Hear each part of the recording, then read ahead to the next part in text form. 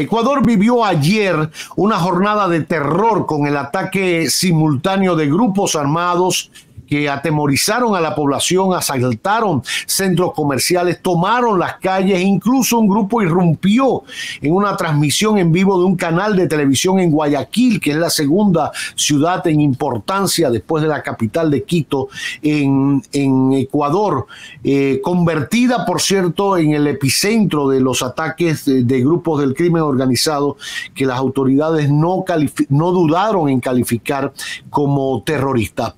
Se fugó uno de los principales cabecillas de uno de estos grupos, liderado por 8.000 personas o integrado por 8.000 personas, para hablar un poco de esta realidad ecuatoriana que tiene un joven presidente al frente. Me llamó la atención cómo otras fuerzas, incluso de la oposición, salieron a respaldar la acción del presidente, para hablar de lo que está ocurriendo en Ecuador, que duele verlo en la situación que está. Nos place muchísimo recibir a un experto en temas internacionales, un miembro de la diplomacia dominicana, el joven Yaxel Román. Yaxel, gracias por acompañarnos. Muy buenas tardes. Muchas gracias por la invitación y muchas gracias a toda la audiencia que nos acompaña. Obviamente quisiéramos estar hablando el día de hoy sobre cómo Ecuador se estuviera recuperando después de toda la crisis que ha vivido, recordando que el presidente Daniel Noboa, a quien hace referencia, que me lleva solamente 2 años de edad, asume de manera adelantada, ya que salió el presidente Guillermo Lasso por el tema de la muerte cruzada y que hubo un candidato asesinado, periodista, Fernando Villavicencio, en la recta final de la campaña. Hoy quisiéramos estar hablando de que Ecuador se está estabilizando, pero lamentablemente estamos hablando de que Ecuador entra en un conflicto armado interno. Antes de entrar en cómo operan estos grupos criminales y cómo operan estos cárteles que se han apoderado de una zona tradicionalmente tranquila de Ecuador, es importante entender qué quiere decir este decreto que los declara beligerantes y conflicto armado interno. Ahora, Yaxel, antes de que explique esa parte, yo creo que es bueno subrayar algo. A diferencia de otros conflictos internos de otros países, el que vivió México, por ejemplo, con el Ejército Zapatista de Liberación, un 1 de enero, un 31 de diciembre, hace 30 años, era un grupo armado. Después te podrá decir si lo financió el narcotráfico, pero no partió de eso, partió de otros ideales, equivocados o no, que hayan visto en la lucha armada ya a destiempo, porque ya habían acabado las guerrillas, incluso en el continente casi en su totalidad. No es lo mismo hablar de un movimiento Tupamaru como existían en Perú, etcétera. Estamos hablando de otros grupos que no representan un movimiento libertario o algo, sino que están mezclados con otros negocios turbios, para que la gente lo entienda por qué se está hablando de un conflicto armado interno, pero que no tiene parangón con una situación en México con Chiapas o con los Tupamaros en Perú. Claro, y precisamente esa es una perfecta introducción para entender cuál es la diferencia. Recordaremos que un 31 de diciembre de 1993 hasta el 1 de enero del 94 fue el alzamiento del Ejército Zapatista de Liberación Nacional en México, que declaró entonces una guerrilla que no había existido en ese país. Sabemos que en 1979 el Frente Farabundo Martí de Liberación Nacional en El Salvador le declara también la guerra al Estado salvadoreño, y sabemos que en 1960 la Unión Revolucionaria Nacional Guatemalteca le declara la guerra al Estado guatemalteco. En 1981 pasó algo que es muy distinto a lo que vemos ahora en Ecuador, para también acotar. En ese momento no fue el Estado salvadoreño que consideró grupo beligerante a la guerrilla, sino que fueron Francia y México. ¿Y eso qué significaba? Que lo consideraban entonces un actor dentro de una guerra y que conllevaba negociaciones. Eso de ninguna manera le gustó a El Salvador. Pero como bien menciona Roberto, la gran diferencia con lo que está pasando ahora es que en El Salvador la meta era la toma del gobierno para implantar el comunismo. La meta en Guatemala era tomar el gobierno para implantar el comunismo. La meta en México ya ahí no era necesariamente comunista, ahí era reivindicar los derechos de los grupos principalmente indígenas. En Ecuador, esta declaración que la hace el mismo gobierno, no la hace ningún actor internacional, se trata más bien de declarar una guerra para de esa manera tener acceso a lo que son las herramientas que el derecho internacional le provee que son muy distintas a lo que sería el tratamiento que se le da a los ciudadanos de un país. Al ser esto un conflicto, eso permite que las operaciones militares conlleven otro tipo de accionar. Entonces, ¿cuál es la razón por la que está pasando esto? Vamos a los números, que esto es algo terrible y destructivo. Ecuador en el año 2010 tenía 5 muertes violentas por cada 100.000 personas. Eso es muy por debajo de lo que se considera crisis, que es cuando supera 10 por cada 100.000. Ya en el año 2022 tenía 27 por cada 100.000 y 2023 lo cierra con 40 muertes violentas por cada 100.000 personas, siendo el país más sangriento de Hispanoamérica en el año 2023. ¿Cómo pasó algo así? ¿Y qué es diferente ahora que en 2010? Anteriormente, Ecuador había tenido pandillas callejeras, muchas de ellas integradas por deportados, principalmente de España, de Nueva York. Por eso algunas comparten nombres con grupos que uno ve de origen dominicano. Por ejemplo, una de las principales pandillas que estamos viendo allá utiliza el nombre de los Tiguerones. ¿Por qué los Tiguerones? Porque eran ecuatorianos que habían conocido dominicanos en Madrid y que asumieron parte de la jerga. Pero ¿cuál era su negocio? Atracos y extorsión. Ahora, después de los acuerdos de paz en Colombia del año 2016, las disidencias de las FARC comenzaron a operar en parte de lo que era la frontera Ecuador-Colombia, ya que no tenían entonces el mismo nivel de control territorial previo en Colombia, y comenzaron a reclutar a estas pandillas como brazo operativo. Y entonces eso comienza a correr la voz, y es ahí que entonces también uno de los principales cárteles mexicanos desde el punto de vista de las operaciones armadas, que es el Jalisco Nueva Generación. Muchas veces la gente piensa es inmediatamente en el cártel de Sinaloa, pero este es Jalisco Nueva Generación. Comienza también a establecer operaciones en Ecuador y comienza a reclutar estas pandillas, que son muchas y no necesariamente se llevan bien entre sí. O sea, ya un paréntesis.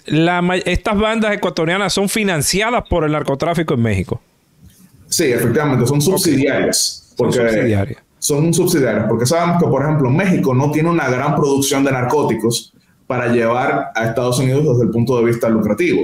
Eso tiene que venir en gran medida desde Colombia y Perú, que son los grandes productores de cocaína, seguidos por Bolivia. Todavía al día de hoy no hay producción relevante de cocaína en Ecuador, pero por diversas razones ha sido un centro de operaciones que ya Colombia no estaba pudiendo ser. Más aún, el hecho de que Ecuador sea un país dolarizado, como lo es desde el año 2001, ha permitido que el lavado de activos sea mucho más lucrativo en Ecuador que lo que sería en otros países donde corren el riesgo de que la moneda se devalúe más fuertemente. Y entonces estos cárteles, de nuevo colombianos y mexicanos, pero principalmente colombianos, comenzaron a reclutar a las pandillas. Jalisco Nueva Generación, su principal recluta se llaman los Lobos. Y los Lobos tienen lo que le llaman un triunvirato, junto al grupo que mencioné anteriormente, los Tiguerones y los Chone Killers.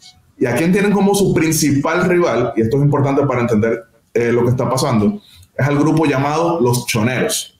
Los Choneros son aquellos que tenían como líder, o mejor dicho, tienen todavía como líder, a Fito, que fue el narcotraficante que se fugó antes de ayer y por el cual se declaró el estado de excepción en Ecuador. Sin embargo, cuando estamos viendo que hay esta proliferación de pandillas, que hay esta penetración de grupos del narcotráfico internacional, cuando hemos visto esta espiral de violencia homicida, entonces el Estado queda completamente contra las cuerdas, y es por eso que cuando el presidente decide declarar el conflicto armado interno, ¿qué vimos de uno de sus principales rivales, por no decir el principal, el expresidente Rafael Correa?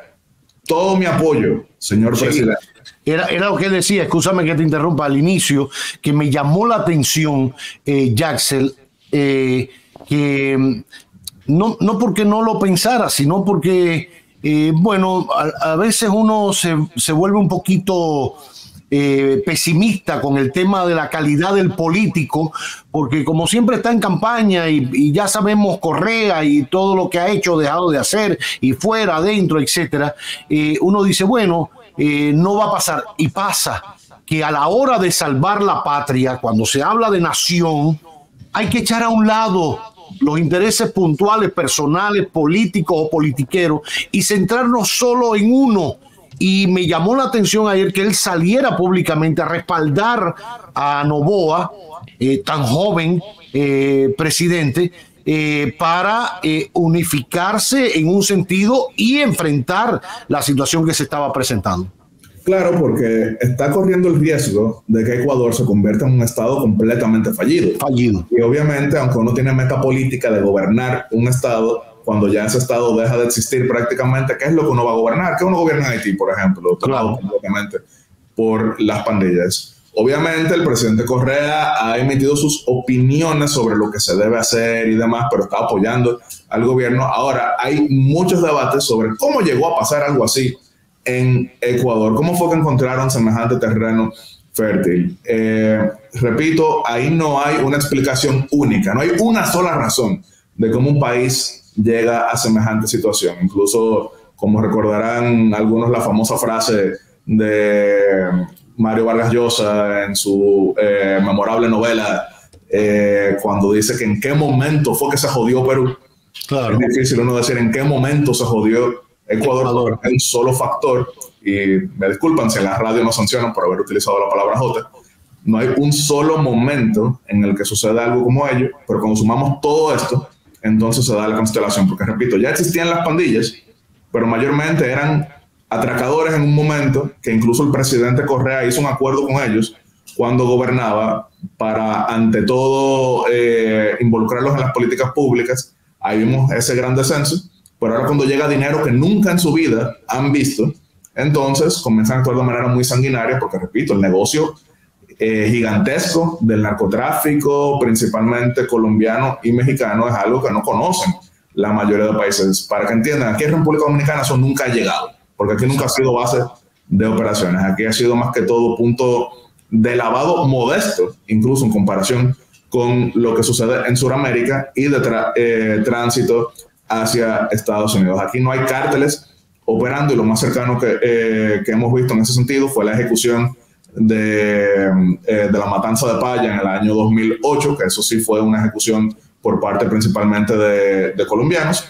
Y recordaremos también todo lo concerniente a un grupo puertorriqueño que era más que todo de distribución en ese territorio estadounidense y territorio continental, que era liderado por Ángel Ayala Vázquez, mejor conocido como Ángelo Millones, que tenía como lugarteniente a José Figueroa Agosto, mejor conocido como Junior Cápsula, en ese país, pero ha sido muy distinto a lo que hemos visto en las calles. Entonces, Yacel, ¿sí? Todo este dinero que empezó a llegar a Ecuador de producto del financiamiento de los cárteles mexicanos o de los subsidios de los cárteles mexicanos, vuelve de nuevo a colocar a Ecuador en una situación como la que se está viviendo ahora. O sea, estos muchachos empezaron a ver todo ese dinero que nunca habían visto, a tener toda esa riqueza que nunca habían tenido, y ya ellos se sienten con el poder, por así decirlo, no sé cómo tú lo dirías, con el poder de desafiar al Estado ecuatoriano en cuestión hasta meterse en un canal de televisión al aire, y lo voy a decir como testimonio. Don Roberto, lo vi usted ahí. Vi un noticiario de Telenoticias al aire con estos tigres entrando, porque son creativos. Ellos fueron a un noticiario y se metieron ahí al aire en vivo. Claro. Pistola en mano, un grupo de muchachos que después fue apresado. Pero tú tienes que tener realmente una determinación muy grande para tú desafiar el Estado así, de esa manera. Claro, es un nivel de vaqueo que no es comparable, vuelvo y repito, con nada de lo que hemos visto en ningún momento en República Dominicana. Estos grupos, como bien mencionamos, ya entienden que pueden polarizar con el Estado, y es por eso que llevan a cabo estas acciones espectaculares, en el sentido literal de la palabra, para enviar un mensaje. Nosotros somos ingobernables, que era precisamente lo que se había hecho en México en algunas épocas. Recordaremos cuando la misma Sinaloa era paralizada por los cárteles. Entonces se han exportado esas acciones contra estos grupos que no son autosuficientes en el negocio del narcotráfico, pero sí, al actuar como lugartenientes de estos cárteles, han tomado control territorial importante.